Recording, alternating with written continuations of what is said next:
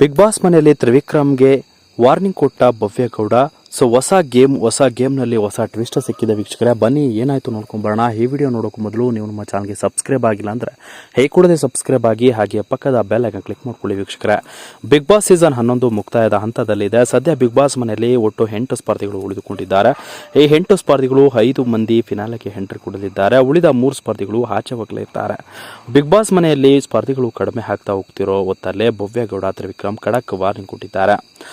Big boss ಮನೆಗೆ ಬಂದ ಮೊದಲ ದಿನದಿಂದ ಭವ್ಯಗೌಡ ಹಾಗೂ ತ್ರಿವಿಕ್ರಮ್ ಮಧ್ಯೆ ಉತ್ತಮವಾದ ಬಾಂಧವ್ಯ ಇತ್ತು. ಯಾವುದೇ ಕೆಲಸಕ್ಕೆ ಕೈ ಹಾಕುವ ಮುನ್ನ ಭವ್ಯ ತ್ರಿವಿಕ್ರಮ್ ಅವರನ್ನ ಕೇಳ್ತಾರೆ.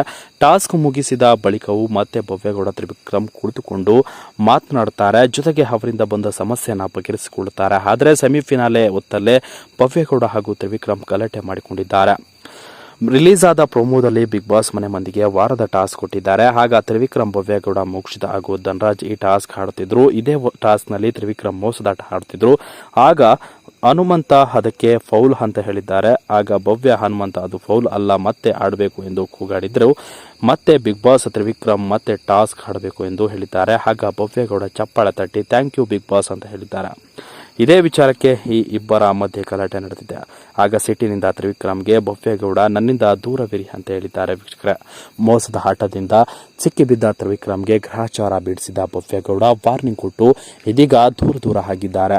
ನನ್ನಿಂದ ದೂರ ಇರಿ, ಈ ರೀತಿಯ ಮೋಸದಾಟ ನನಗೆ ಇಷ್ಟ ಇಲ್ಲ, ನೀವು ನಿಯತ್ತಾಗಿ ಆಟವನ್ನು ಆಡಿ ಅಂತ ಇದೀಗ ತ್ರಿವಿಕ್ರಮ್ಗೆ ಖಡಕ್ ಆಗಿ ವಾರ್ನಿಂಗ್ ಕೊಟ್ಟು ಕ್ಯಾಕರಿಸಿ ಹೋಗ್ತಿದ್ದಾರೆ. ಈ ವಿಡಿಯೋ ನೋಡಿದ ಅನೇಕರು ಶಾಕ್ ಆಗಿದ್ದಾರೆ. ಜೊತೆಯಲ್ಲ ಇದ್ದವರು ಈ ರೀತಿ ಮಾಡಿದ್ರಲ್ಲ ಅನ್ನೋದು ಬೇಸರ ಉಂಟಾದ್ರೆ ಜೊತೆಯಲ್ಲಿ ಪ್ರೀತಿಸಿ ಮದುವೆ ಆಗುವ ಸೂಚನೆಯನ್ನು ಕೊಟ್ಟಿದ್ರು ಭವ್ಯಗೌಡ ತ್ರಿವಿಕ್ರಮ್. ಆದರೆ ಈ ರೀತಿಯ ಇನ್ಸಿಡೆಂಟ್ ನೋಡಿ ಎಲ್ಲರೂ ಕೂಡ ಬೇಸರವನ್ನು ಹೊರಹಾಕಿದ್ದಾರೆ. ಸೊ ಸದ್ಯ ಇದೀಗ ಭವ್ಯಗೌಡ ತ್ರಿವಿಕ್ರಮ್ ದೂರ ಆಗಿದ್ದಾರೆ. ಮೋಸದ ಆಟದಿಂದ ತ್ರಿವಿಕ್ರಮ್ ಸಿಕ್ಕಿ ಬಿದ್ದಿದ್ದಾರೆ. ಸೊ ಇದರ ಬಗ್ಗೆ ನಿಮ್ಮ ಅನಿಸಿಕೆಯನ್ನು ತಿಳಿಸಿ ಅಂತ ಹೇಳ್ತಾ ಮುಗಿಸ್ತಾ. Thank you.